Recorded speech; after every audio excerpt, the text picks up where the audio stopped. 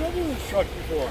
So what's going on? You were driving and it shut off while you were driving? I pulled up by the pump, filled up the gas. I got back out, tried to start it again, but it wouldn't start. Got ya. Cool. It's probably your alternator. Huh? Probably your alternator's gone bad. Oh, man. So we'll go ahead and hook everything up. We got 10 volts and turn it on. Jumps to 11. All right, go ahead and start it up, and then I'll test the alternator as well.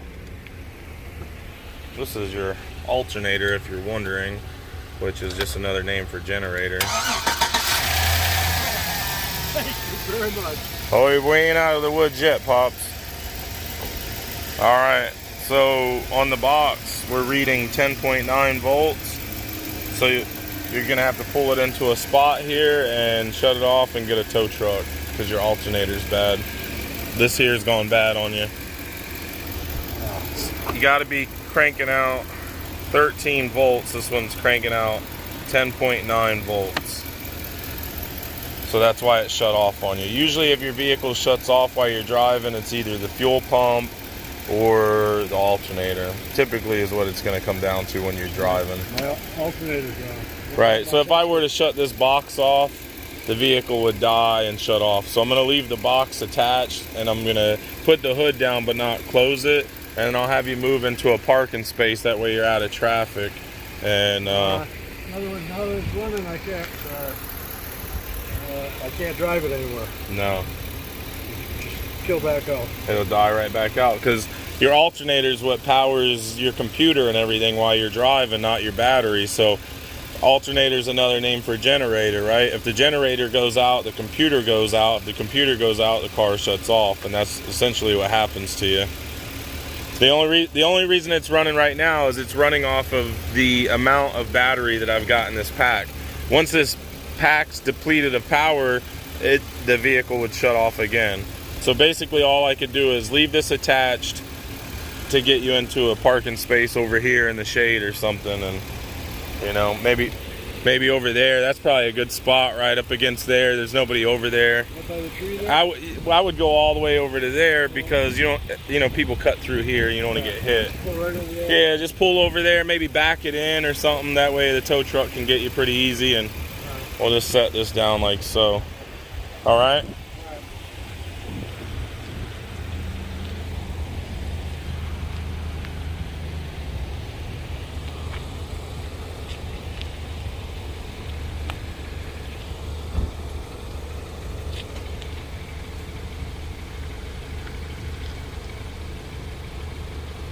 See, the vehicle's only running now, like I said, off of my box. Once I disconnect the box, the vehicle's gonna die. So that's what it's like when your alternator dies and you call for a jump. So we'll go ahead and go over there and get our box back and finish up this call.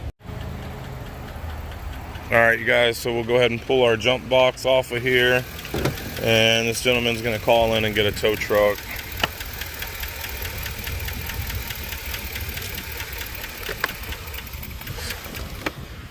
See how it dies out? That's because it loses the power supply it needs to run the computer, which runs, you know, the fuel system and all that stuff. So got to have battery power if your alternator goes out.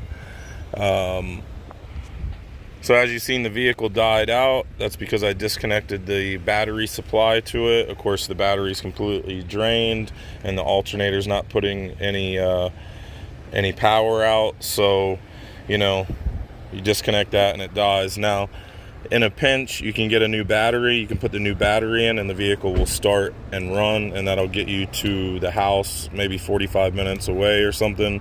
But then that new battery is going to be drained. It's like sand in an hourglass, basically.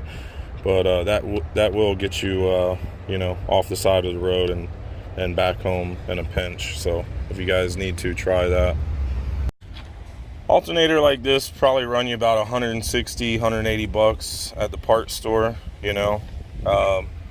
Battery still may be good, just, you know, charge it back up. Doesn't necessarily mean that the battery is bad just because the alternator went bad. It's just that when the alternator goes bad, the vehicle has to seek power from the only other power supply in the vehicle, which is the battery. Once the battery is depleted, it shuts off.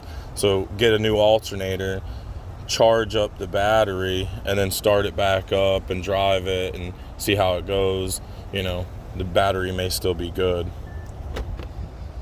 And yeah, you know, if you're going to change it out, like I said, just disconnect your battery, you know, positive or negative. Then you got 2 bolts here, take out, and then you got the positive and negative connections on the back side. Just hold the belt so it doesn't flop around and fall down and lose its, you know, diagram of where it goes. And then grab your new one, slide it in from the back, put the belt on top of the pulley, push it back down on, put the 2 bolts in, rewire it, plug the battery back in, and you're good, you know, with a charged battery and a new alternator.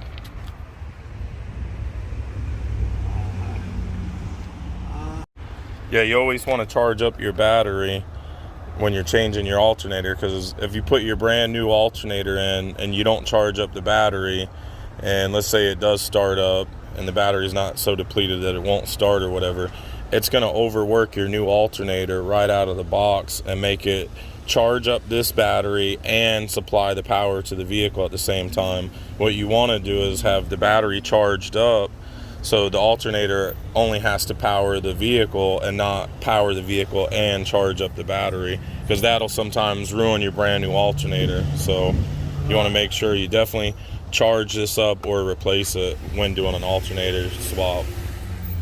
Could you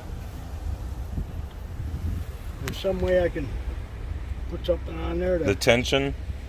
Yeah, I mean, what does that take? and if you just take this belt off and take it right here and pinch it, you could probably tape it or something, or just have somebody hold it out of your way. I mean, it's not the hardest diagram in the world to follow. It goes down, up, over, around, under the crank, over to the tensioner, under this tensioner, and over the alternator. They usually will have a diagram for you under the hood here, but they don't.